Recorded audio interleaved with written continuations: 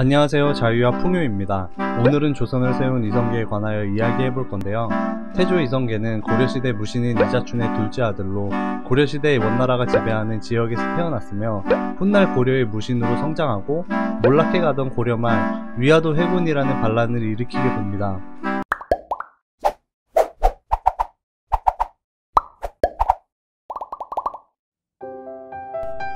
태조 이성계의 출생은 1335년 동계지역 화령군 영흥의 관리인 이자춘의 둘째 아들로 태어나게 됩니다. 이자춘은 이성계에게 어렸을 때부터 무예와 기마술, 사냥 실력 등을 가르쳤습니다. 이성계가 태어난 영흥이라는 지역은 지금의 북한 함경남도 금야군이 위치한 곳이며 1258년 원나라가 고려의 영토인 화주를 점령하며 쌍성이라고 부르고 지역을 관리하기 위한 쌍성총관부라는 관청을 설치하게 됩니다. 이성계의 가문은 고려의 관리로 지내오다가 원나라에 투항하면서 이 쌍성이라는 변방지역에서 성장해 왔습니다. 당시 중국에서는 명나라가 세워질 조짐이었고 원나라는 국력이 쇠약해지던 때였습니다. 이때에 맞춰 1351년 고려에서 원나라의 권섭기에서 벗어나려는 반원 세력 공민왕이 즉위합니다. 이 원나라의 지배하에 있던 영흥의 관리 이자춘, 이성계의 아버지 이자춘은 1355년 공민왕을 믿고 고려에 협조하기 시작합니다. 1356년 이성계의 나이 20살 때 공민왕은 원나라가 지배하던 쌍성 총관부를 공격하고 당시 쌍성의 관리였던 이성계의 아버지인 이자춘이 성문을 열어줘서 고려의 편에 서게 되고 고려는 100년 만에 동북지역을 되찾게 됩니다. 이자춘은 이때의 공을 인정받아 관직과 수도 개경에 저택을 하사받게 됩니다. 그 후 5년 뒤인 1361년 동북면 병마서로 임명받았던 이자춘이 세상을 떠나고 이성계는 젊은 나이에 아버지를 이어 병마사의 직책을 맡게 됩니다. 이듬해 겨울 압록강이 얼은 틈을 타 중국에서 홍건적이 넘어와 남침을 하게 됩니다. 이때 북방지역은 물론 수도 개경이 함락됩니다. 고려의 공민왕은 복주, 지금의 안동으로 피신하게 됩니다. 공민왕은 이때 20만 명을 동원해 수도 탈환을 명하고 이성계도 고려군과 여진족으로 구성된 기병 위주로 구성된 군사들로 수도 탈환 작전에 나섭니다. 이성계는 이때 홍건적 장군을 물리치며 큰 공을 세우게 됩니다. 이성계의 무신으로서의 업적은 계속됩니다. 1362년 겨울에는 원나라의 장수 나아추가 군대를 이끌고 쳐들어옵니다. 동북면 지방의 군사지휘관이었던 이성계는 이 나아추의 군대를 물리치며 동북지역을 지키게 됩니다. 또한 1364년 원나라의 귀황후의 지시로 1만여 명의 군대가 고려를 침략하는데 이때 최영장군과 함께 물리치게 됩니다. 1365년 이성계의 30살 나이 때 당시 고려는 혼란기였습니다. 당시 친원파인 권문세족을 몰아내고 자주적인 고려를 만들겠다고 생각한 훌륭한 성군의 모습이었던 공민왕은 사랑하던 아내가 아이를 낳다가 죽게 되자 슬픔에 빠져 방황을 하게 되었습니다. 권력은 승려 신돈에게 맡기고 자제위라는 부서를 설치해 미소년들을 궁에 들여 동성애를 즐기는 등 혼돈과 부패, 타락의 시대였습니다. 신돈은 개혁을 추진하려 하는데 명문세가의 반발에 부딪히게 됩니다. 그리고 당시 공민왕을 믿고 따르던 신진사대부 정도전과 종몽주 등이 혼란에 빠지게 됩니다. 1370년 반원정책을 펼치던 고려는 명나라와 화친을 맺게 되고 세력이 약해진 원나라에 요동지방을 정벌할 준비를 하게 됩니다. 치열한 여러 전투 끝에 고려는 요동지역 요동성을 점령하게 됩니다. 이때 공을 세운 이성계는 신진사대부들인 정몽주, 정도전에 눈에 띄게 됩니다. 이성계는 북동쪽에서의 활약에 그치지 않습니다. 당시 고려에는 왜구의 침입이 잦았는데 이성계는 남쪽으로도 내려가 왜구의 침입에 대항하여 방어를 하게 됩니다.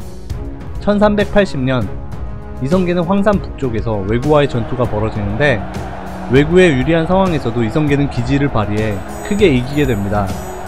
훗날 이 전투를 황산대첩이라고 불립니다. 황산대첩에서 대승을 이룬 이성계는 이후 전투에서도 족족 승리를 하였고 고려의 영웅으로 불리며 명성이 높아지게 됩니다.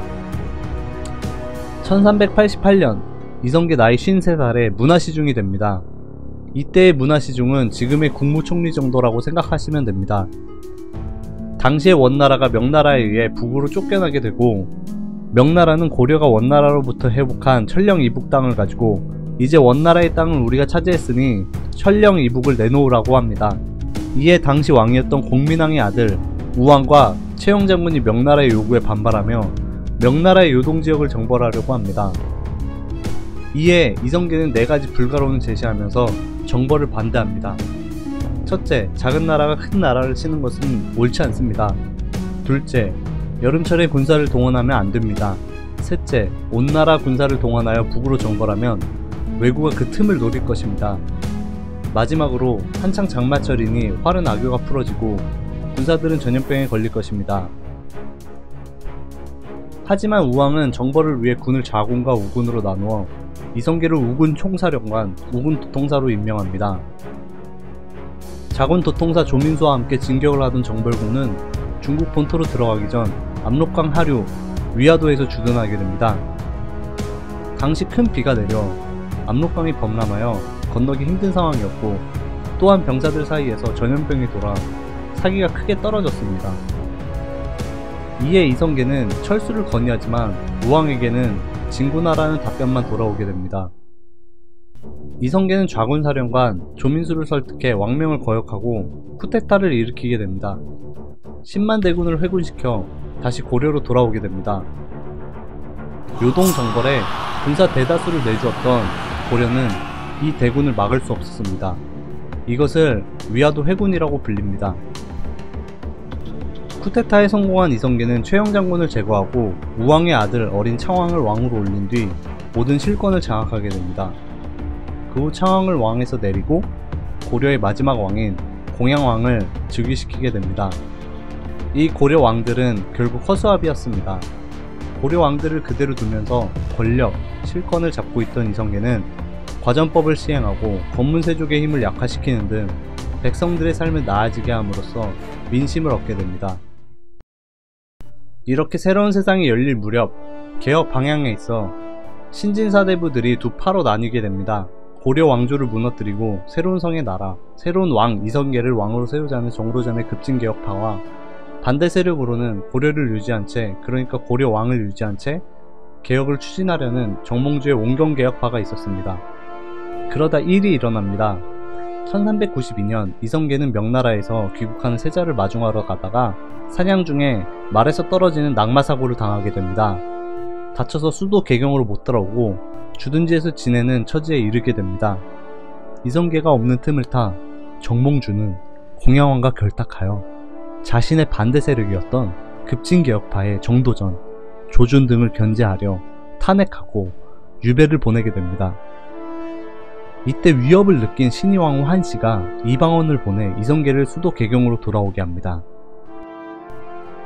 정몽주는 정세를 엿보려던 건지 친구가 걱정돼서인지 낙마사고를 당했던 이성계의 문병을 다녀오게 됩니다. 이때 정몽주는 이방원을 만나게 되는데 이방원은 하여가를 읊으며 정몽주를 회유하려 하지만 정몽주는 그에 대한 답으로 단심가를 읊으며 자신의 뜻을 굽힙니다. 결국 정몽주는 선주교에서 이방원에 의해 살해됩니다. 이 사실을 알게 된 이성계는 이방원에게 자신의 친구였던 정몽주를 죽인 것에 대해 불같이 화를 냈다고 합니다. 정몽주가 제거되자 신진사대부 온건파는 힘을 잃게 되었습니다. 그에 따라 자연스럽게 이성계를 새로운 왕으로 추대하려는 움직임이 일어났고, 정몽주, 그러니까 온건파의 힘을 잃은 공양왕은 결국 힘에 떠밀려서 이성계에게 왕위를 물려주게 됩니다.